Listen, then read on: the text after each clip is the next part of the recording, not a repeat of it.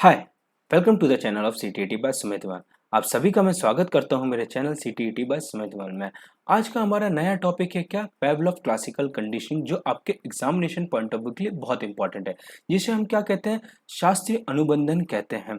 अब आप लोग ये मत सोचिएगा कि मैं इंग्लिश और हिंदी में कैसे पढ़ाऊंगा, मैं दोनों में ही पढ़ाऊंगा। बाइलिंगुअल लैंग्वेज में वीडियो चलेगा और जो आपको इसका कंटेंट है वो आपको इंग्लिश और हिंदी दोनों में ही मिलेगा। मतलब आपको इंग्लिश में भी लिखा हुआ मिल जाएगा और हिंदी में मिल जाएगा। लेकिन मैं समझाऊंगा कैसे आपको, सिर्फ और सिर्फ पिक्चर्स के थ्रू समझाऊंगा। लिखा हुआ आपको मैं कंटेंट प्रोवाइड कर दूंगा, वो आपको आखिरी में देख लेंगे कि मैं लिखा हुआ भी है मैंने।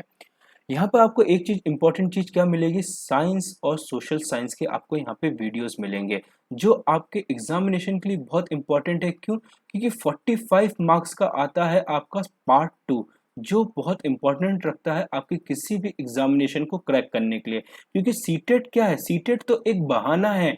मेन मुद्दा हमारा क्या है, केवीएस और एनवीएस हमारा मेन जो गोल है हमारा वो ये है। तो आप केवीएस कब दे पाएंगे, जब आपका बेस स्ट्रांग होगा। बेस कहाँ से स्ट्रांग होगा, आपका सीटेट से होगा। तो इसी के साथ मैं अपना वीडियो शुरू करता हूं। अगर आपको मेरा वीडियो पसंद आता है तो मेरे चैनल को सब्सक्राइब करें, लाइक करें, शेयर करें और नोटिफिकेशन बेल जरूर दबाएं, क्योंकि जब भी मेरा नया वीडियो आएगा तो आपके पास तुरंत इसका नोटिफिकेशन आ जाएगा। तो आज का हमारा क्या है टॉपिक, पावलोव की क्लासिकल कंडीशनिंग थ्योरी है। आखिरकार ये क्लासिकल कंडीशनिंग क्या होता है, हम एक एक वर्ड को समझेंगे, लेकिन मैं इनमें से कौन सा वर्ड नहीं समझा सकता हूँ, वो है पावलोव। क्योंकि पावलोव तो किसी व्यक्ति का नाम है। अब हम समझते हैं क्लासिकल मीन्स क्या होता है। देखिए, क्लासिकल को हम एग्जाम्पल के तौर पे समझे तो क्या होता है, एक म्यूजिक है।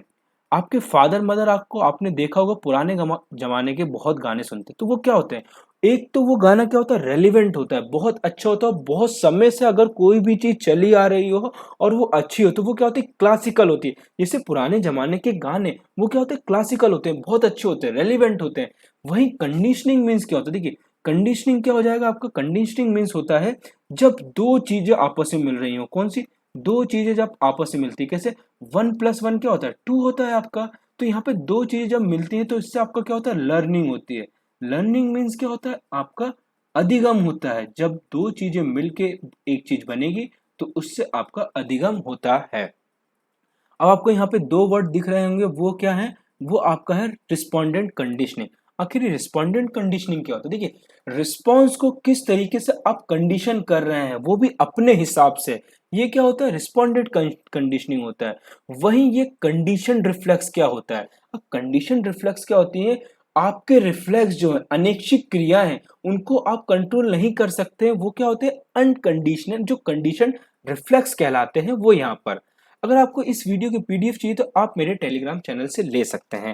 अब हमें क्या करना है, एक डॉग की कहानी सुननी है, तो अब आप बड़े ही ध्यान से सुन सकते हैं और बड़े ही ध्यान से सुनिएगा, बहुत इंटरेस्टिंग होने वाला है ये सेशन। देखिए, आपको यहाँ पे एक डॉग दिख रहे होंगे। अब ये डॉग का कुछ भी नाम हो सकता है, जो आपको अपने दिमाग में जिस तरीके से आपको याद रखना है उस तरीके से रखिए। देखिए, पावलोव ने अपनी लेबोरेटरी में क्या किया, एक डॉग को बांध दिया। डॉग को बांधा और उस डॉग के सामने एक नीचे क्या रख दिया, आपको ये इंस्ट्रूमेंट दिख रहा है, यहाँ पे एक इंस्ट्रूमेंट रख दिया और उससे क्या होता था, उसका जब भी क्या होता था, उसके सामने ये खाना रख दिया जाता था। तो खाना देखकर उसका जो भी सलाइवा निकलता था, वो कितना सलाइवा निकला है उसका उस बॉटल के थ्रू वो देखते थे। और पीछे से जो झांक के कौन देखते थे, एक ऑब्जर्वेशनल मिरर होता था। क्या होता था, एक ऑब्जर्वेशनल मिरर होता था। यहाँ पे जो आपको एक व्यक्ति दिख रहा है, वो यहाँ पर एक मिरर के पीछे बैठा रहता था। तो वो ये देख रहा था कि आखिर जो डॉग है उसका कितना सलाइवा निकला है, खाने को देखकर आखिरकार उसकी कितनी लार टपक रही है। तो ये किसने दिया था, ये पावलोव ने दिया था अपनी थ्योरी में। अब हमें यहाँ पे 3 से 4 चीजें जानना बहुत जरूरी है और उसी के बेसिस पे क्या पूरी थ्योरी है। अब हमें देखिए कैसे जानेंगे हम, बड़े ही ध्यान से जानिएगा, बहुत इंपॉर्टेंट थ्योरी एग्जामिनेशन में पूछी जाती है। यहाँ पे 3 चीजें हैं पर आपको यहाँ पे 4 चीजें दिख रही होंगी। आप सोचोगे यहाँ तो कितने सर ने 4 चीजें लिखी हैं। एक डायग्राम आपको ये दिख रहा होगा, एक डायग्राम आपको ये दिख रहा होगा और तीसरा डायग्राम आपको यहाँ नीचे दिख रहा होगा, ये ड्यूरिंग कंडीशनिंग, और चौथा ये दिख रहा होगा। लेकिन जो ये फर्स्ट और सेकंड डायग्राम है जो आपको यहाँ पे ये दिख रहे हैं, ये दोनों डायग्राम एक ही हैं। जो बिफोर कंडीशनिंग है ये दोनों एक है, तो आपको इन दोनों में कंडीशनिंग नहीं होगा और डाउट नहीं होना चाहिए। तो देखिए, बिफोर कंडीशनिंग क्या होता है। अब आपके सामने अगर आपका दोस्त, क्या समझिए आपका ये दोस्त है जो हमेशा हंसता खेलता रहता है और जिसे क्या पसंद है, पानी पूरी बहुत पसंद है, मीन्स क्या, गोलगप्पे बहुत पसंद है।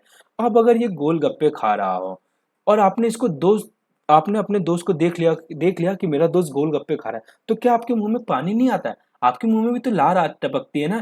जब आपकी मम्मी बहुत अच्छे अच्छे पकवान बनाती है तो क्या होता है, आपके मुंह से भी लार टपकती। तो यहाँ पे क्या हो रहा है, ये जो डॉग है, जो कुत्ता है, उसके सामने भी अगर आप कुछ खाना रख देंगे तो क्या होगा, उसके सामने भी क्या होगा, लार टपकेगी, उसकी भी लार टपकेगी। तो ये क्या हुआ आपका, एक अनकंडीशनल स्टिमुलस हो, मतलब ये क्या हुआ, एक आपका उद्दीपक हुआ। उद्दीपक क्या है, आपका खाना हुआ है। तो खाने की वजह से जो सलाइवा हुआ, ये क्या है, एक नेचुरल प्रोसेस है। मतलब ये नेचुरल है, ये किसी के साथ भी हो सकता है, क्योंकि जब भी हमें भी खाना मिलता है, हम खाने का, हमारी जब भी मम्मी बहुत अच्छे अच्छे पकवान बनाती है तो हमारी भी लार टपकती है। उसी तरीके से क्या हो रहा है, एक डॉग की भी लार टपक रही है खाने को देखकर।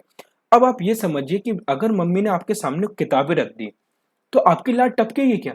नहीं टपकेगी, क्योंकि वो खाना नहीं है, उसको आप खा नहीं सकते हैं। तो यहाँ पे जो सेकंड वाला जो मैंने डायग्राम बताना चाह रहा हूँ, उसमें क्या हुआ, ये बैल को यहाँ पे रख दिया गया, बैल को, और बैल को बोला गया कि बैल बज बज, और क्या डॉग के मुंह से क्या सलाइवा आ, लेकिन क्या उससे सलाइवा आएगा? उससे बिल्कुल भी सलाइवा नहीं आएगा। क्यों? क्योंकि डॉग क्या हो सकता है, बैल को खा नहीं सकता, कुछ स्मेल ही नहीं कर सकता, क्योंकि डॉग क्या होता है, स्मेल करके भी तो पता लगा लेता है कि क्या खाना है क्या नहीं। तो बैल के अनुसार, बैल क्या है, उसके लिए कोई भी उद्दीपक नहीं कर पा रही है कि उसको कोई खाना यहाँ पे नहीं हो रहा, कुछ महसूस नहीं हो रहा, तो वो किसी भी तरीके का क्या कंडीशन यहाँ पे प्रोड्यूस नहीं कर पा रहा है, कि इससे कोई भी उसका कंडीशन नहीं हो पा रहा है। तो यहाँ पे वो सलाइवा क्या होगा, नहीं देगा, उसका सलाइवा यहाँ से नहीं निकलता है, क्योंकि घंटी बजने से, क्योंकि वो घंटी को नहीं खा सकता है ना।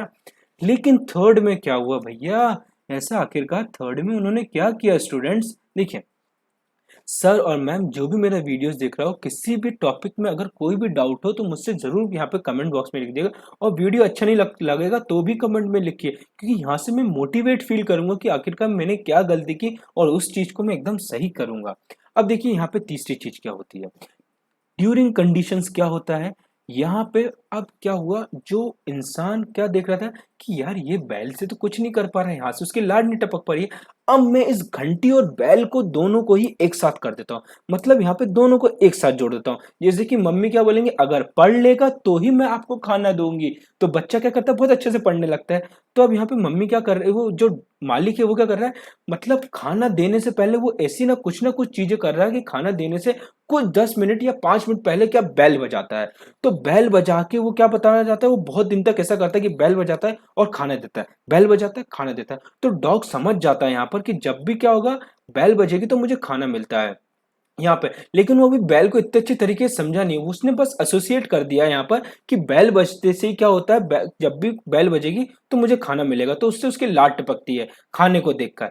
लेकिन चौथे वाले में क्या होगा, अब उसका एकदम अच्छी तरीके से कंडीशनिंग हो गई कि वो बार बार रिपीटिशन से भी क्या होगा, जब आपकी मम्मी बोलेंगी रोज पढ़ते रहो और पढ़ने के बाद क्या होगा, खाना मिलेगा, तो आप यहाँ पे अच्छी तरीके से हो जाएगा। जब भी क्या सोचेंगे कि मम्मी अच्छा कुछ भी बोले बनाएंगी तो मैं क्या करूंगा, अब तुरंत ही खा लूं। तो यहाँ पर क्या होगा कि अब उसको डॉग को पता चल गया कि मुझे क्या होगा, जब भी क्या बैल बजेगी, जब भी बैल बजेगी तो क्या होगा, मुझे खाना मिलने वाला है। जब भी मेरी माँ कहेंगी कि पढ़ लो तो क्या होगा, मुझे किसी भी तरह पढ़ना नहीं है लेकिन मुझे खाना मिलेगा। तो इसी को इसने क्या एसोसिएट कर दिया कि बस जैसे ही बैल बजेगी तो क्या होगा, मुझे खाना मिलेगा। ये क्या है, ये नेचुरल नहीं है। जो ये अनकंडीशन जो कंडीशनल स्टिमुलस है, ये नेचुरल नहीं है। ये क्यों नेचुरल नहीं है, क्योंकि यहाँ पे क्या उद्दीपक है, एक बैल से जोड़ा गया है खाना। तो यहाँ पे क्या, ये नेचुरल नहीं है। आपको ये तरीका, ये चीज को याद रखना है। अब आपको एक चीज को याद ये रखना है कि जो रिस्पॉन्स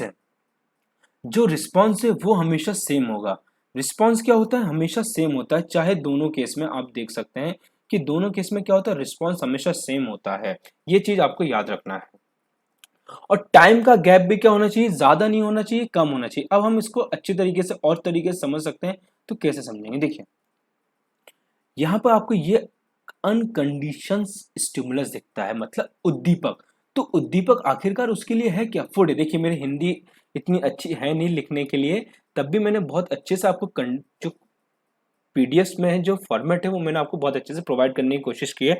जो मैंने आपको थ्योरी, सॉरी, जो लिखी हुई मिलेगी आखिरी में, वो मैंने अच्छी तरीके से ली। अब देखिए उद्दीपक जो है वो क्या है, उद्दीपक उसके लिए एक फूड है। क्या है, फूड है।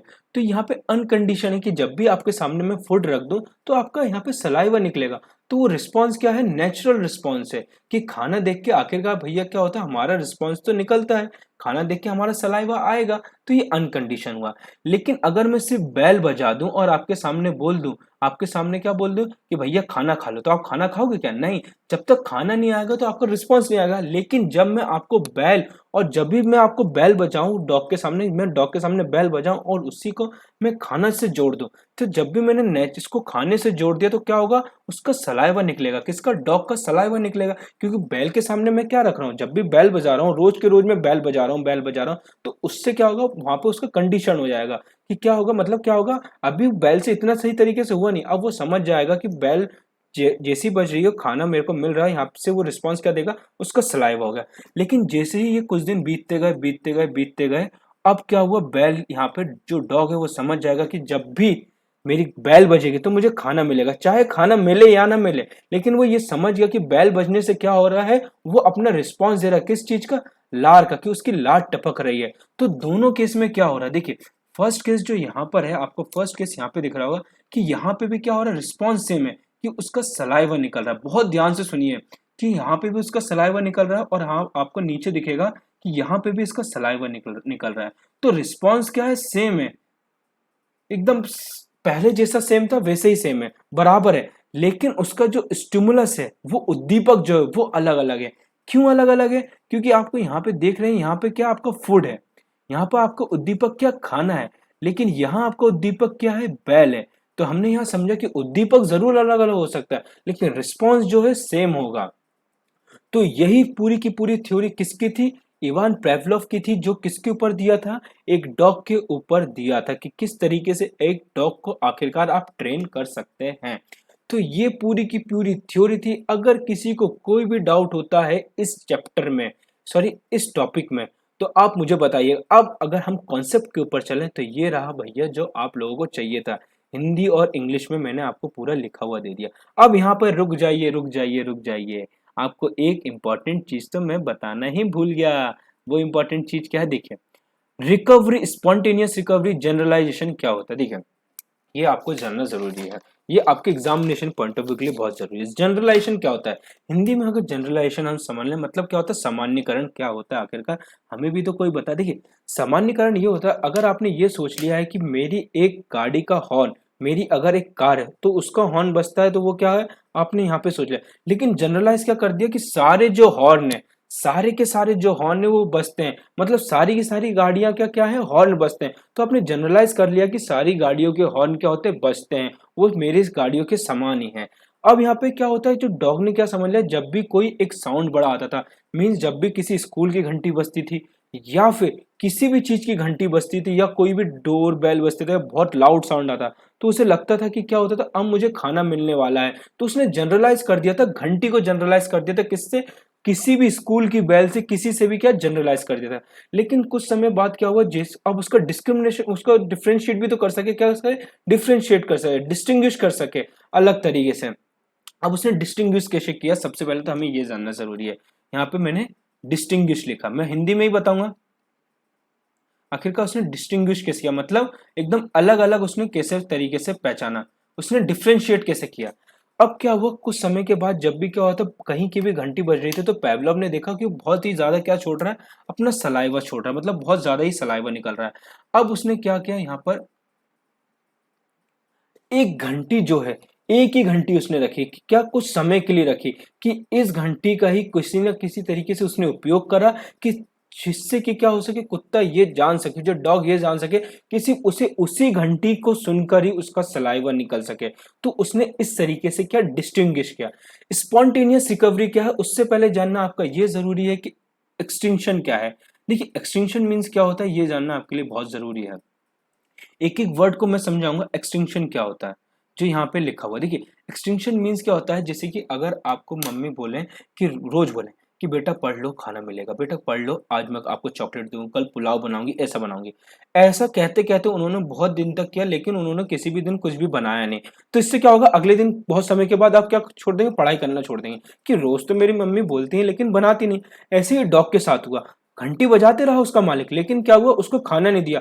तो कुछ समय बाद क्या हुआ, उसकी आदत छूट गई। किस तरीके से कि अब मालिक घंटी बजा रहा है लेकिन वो सलाइवा नहीं दे रहा है। उसको समझ में आ गया कि मेरा जो मालिक है वो मुझे उल्लू बना रहा है, अप्रैल फूल बना रहा है, कि ये मालिक जो है वो खराब है। वो क्या कर रहा है, मुझे लालच दे रहा है लेकिन मैं अपना सलाइवा नहीं दूंगा। तो इस तरीके से जो एक्सटेंशन हो गया, वो भूल गया कि बहुत समय के बाद क्या होता है, आप भी जब प्रैक्टिस करना छोड़ देते, पढ़ाई करना छोड़ देते हैं बहुत समय के बाद, तो आपका जो पुराना टॉपिक है उसका रिवाइज नहीं करते, तो क्या होता है, आप वो चीज भूल जाते हैं। तो यहाँ पे क्या हुआ, वो भी भूल गया क्योंकि उसको खाना नहीं मिला बहुत दिन तक, तो वो भूल गया, उसका एक्सटेंशन हो गया। अब स्पॉन्टेनियस रिकवरी क्या होता है, हमारा जो आखिरी पॉइंट है, ये स्पॉन्टेनियस रिकवरी। देखिए, स्पॉन्टेनियस रिकवरी वो होता है जब जो डॉग है बहुत दिनों के बाद भूल जाता है कि आखिरकार सलाइवा, मतलब उसको खाना नहीं मिल रहा था, यहाँ पे एक्सटेंशन हो गया था, अब उसको सलाइवा नहीं निकाला। लेकिन कुछ समय बाद क्या हो, बहुत महीनों बाद अगर फिर से आप वो चीजें शुरू कर दें, फिर से घंटी बजाने के साथ क्या उसको खाना देने लगे, तो डॉग का फिर से रिकवरी हो जाएगी। फिर से वो समझ जाएगा कि मेरा मालिक अब अप्रैल फूल नहीं बना रहा है, वो अच्छा व्यक्ति हो गया, मुझे खाना देंगे। जैसे मेरी मम्मी मुझे अब पुलाव देंगी, जब भी मैं अच्छे तरीके से पास होऊंगा, मैं अच्छे तरीके से सीटेड क्वालिफाई करूंगा, मेरी केवीएस में जॉब लग जाएगी, एनवीएस में जॉब लग जाएगी, तो लोग मेरी क्या तारीफ करेंगे, मेरी फिर से रिकवरी हो जाएगी, मैं फिर से बड़ा आदमी कहलाऊंगा। तो इस तरीके से डॉग भी समझिए कि अब मेरी क्या हो रही है, रिकवरी हो रही है, कि फिर से अब मुझे मेरा मालिक खाना दे रहा है घंटी के साथ बजाते हुए। तो ये पूरा वीडियो था आज का। अगर किसी को कोई भी डाउट हो किसी भी टॉपिक में, पेवलोव की थ्योरी में, क्योंकि बहुत इंपॉर्टेंट थ्योरी है ये आपके, तो मुझे कमेंट बॉक्स में बताइएगा अगर किसी का कोई भी डाउट है। और वीडियो अच्छा लगा हो तो इसको लाइक करिएगा, शेयर करिएगा और कमेंट जरूर करिएगा, चाहे आपको वीडियो अच्छा लगे ना लगे। तो सर और मैम, जो भी अगर आपका किसी भी डाउट हो तो मुझे जरूर कमेंट बॉक्स में करके बताइएगा। तो इसी के साथ मैं अपना वीडियो एंड करता हूँ। होप आपको अच्छा लगा होगा। So thank you and have a nice day. ये पूरा ही मैंने आपको पूरा एक अच्छे तरीके से मैंने बताने की कोशिश की है। तो इसी के साथ मैं वीडियो एंड करता हूँ। Thank you and have a nice day.